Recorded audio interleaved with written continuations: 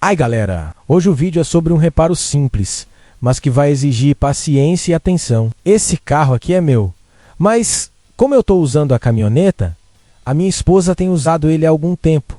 De repente, a luz do óleo acendeu no painel. Fui dar uma olhada e ao perceber que o nível estava baixo, fui ver o que estava acontecendo.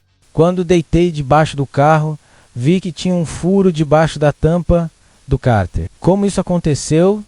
Mesmo com a proteção do cárter no lugar, eu não sei, mas, às vezes a gente não pode ficar tentando entender, até porque já aconteceu, Então, vamos corrigir isso aqui agora.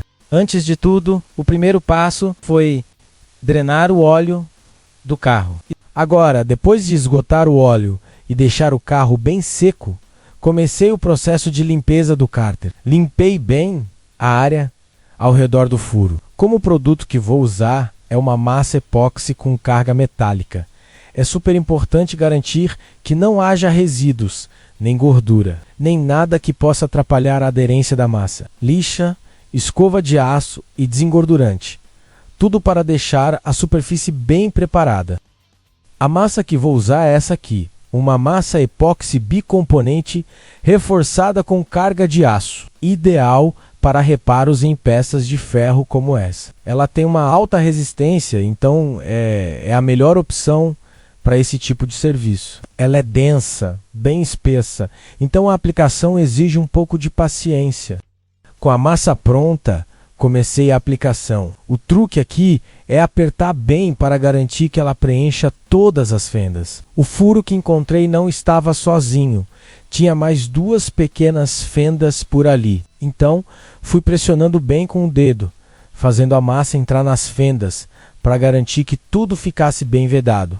Agora, o segredo é deixar a massa secar por pelo menos 24 horas. Não é como essas massas epóxi comuns, que secam rapidinho, essa demora um pouco mais, mas tem uma durabilidade muito maior. Agora é hora de testar. Fui até o posto de combustível para trocar o óleo e, claro, fiz questão de filmar para mostrar como ficou o resultado. Subi o carro na rampa e debaixo dele eu pude ver que o reparo ficou muito bom. O furo não vazou mais nada, estava seco e firme.